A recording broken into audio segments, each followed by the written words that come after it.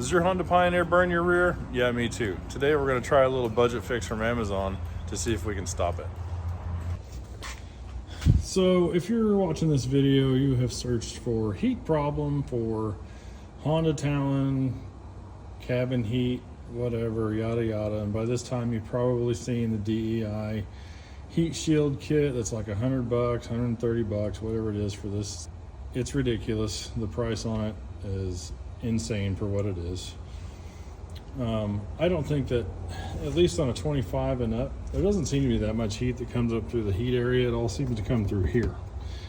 So I'm going to try this. I picked this up on Amazon for like $14, $15. And I'm just going to put it underneath this thing, because this is where all the heat seems to emanate from mine, at least on my 2025. So I'm going to pull out Honda's over-engineered poppets. There's like 20 of them to get this one panel off. But we're going to take that off and we're going to try this self-adhesive stuff on there. We're going to see if you can do this for a few dollars as opposed to hundreds of dollars. So stick with me. All right, so look at all those. There's even more over there, plus 5 bolts. So there's easily 20 of these stupid little poppets holding this thing in. So there's Honda's heat shield. It's just another piece of plastic, which I don't really understand. But the majority of the heat seems to come through here. If you want to see why your seat gets so damn hot, it's because the friggin' motor is right there. You're literally sitting on it. So that's why it's so smoking hot. Let's try this adhesive heat shield and see if it helps with that whole issue. So apparently they had some spare license plate holders laying around to put there as a heat shield. I don't know. There's a part number here. I want to run it just to see what it says. If this is, it's just a flimsy piece of plastic.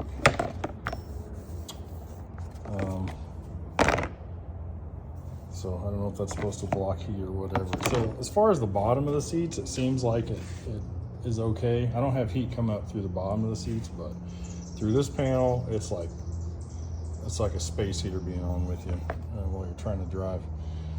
So what I'm going to do is cut this aluminite stuff, and I'm going to sandwich it between this thing to try and hold it in place, because I don't know how well that adhesive is going to hold it. But anyway, we're going to do some chopping and hacking and get it on here. Well, if you haven't already, go on Amazon and pick up a set of these. They're cutters, they're pliers, they're perfect for taking these things off. This will save you a lot of tears. All right, let's get this on here. All right, well, it seemed to work pretty good. Sorry I don't have a tripod, so I can't film this while I'm doing it, but I just started from this end and just started laying it down, and when I got to these mounts, I just cut some relief cuts and just pushed it over. And that seems to allow it to lay down pretty straight. So when I put this guy back on top of it, should sandwich it in there and work pretty good. And then I'll take the spare stuff I got and cut some for over here. All right, moving on. All right, I'm calling it there. I could get super nitpicky on this, but just this middle portion was the main thing I was focused on. So I'm gonna try this out and see if it makes a difference. Wish me luck. All right, so there's that back in there, not too bad. So now grab your massive handful of poppets and start popping this bad boy.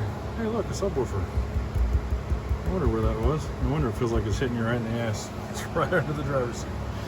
Anyway, so we'll get this on here and then get the back seat on. There's five bolts that holds that on, so all in all, not too bad.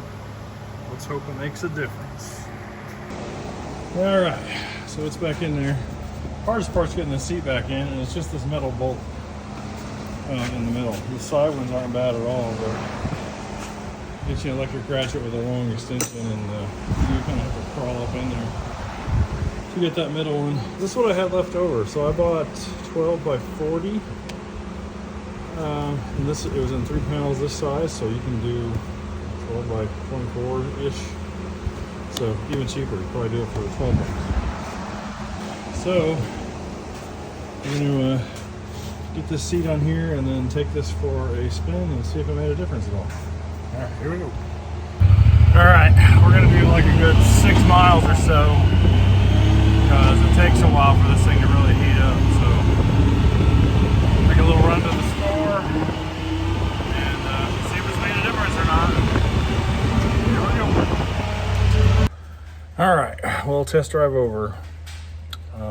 This is not the be-all, end-all fix we're looking for. It does stop heat coming through that middle panel in the seat. It does not stop hot air from coming up from the engine compartment. So that's going to be the next thing to address. I don't know if these blanket situations, like if they cut that off, but from what I can tell, there's no way to block that. So I got a set of seat covers coming from Star Night MT in a couple days, and so I'm going to have this seat off again. And when I do, I'm going to look at some ways I can try and block that with either some sheet rubber or something just to keep the air from coming up here. So I would say overall it blocks maybe 15-18% of the heat. It still gets warm to the touch when you touch it. It does not radiate heat like it used to, but the hot air comes out, still makes it pretty miserable for somebody who wants to sit there. So I would say for $12 or something, it's worth doing, I guess.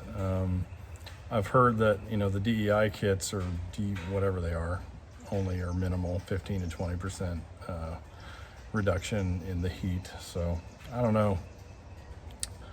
Really disappointed in Honda. Like the Talon, like there's all kinds of heat that comes from the front. It cooks your legs. This thing, all the heat's from the back. There's nothing that comes from the front. So I don't know. Do better, Honda. I don't understand. Like clearly they've tried to address with the 25. They've changed everything under the seat and put like an extra plastic shield, but it doesn't really address it at all. Maybe the older ones were worse. I don't know. But anyway, this is a minimal fix. It's not the final fix. It does help a little bit. It does not completely stop it. So maybe we won't get to that. I never did on the Talon.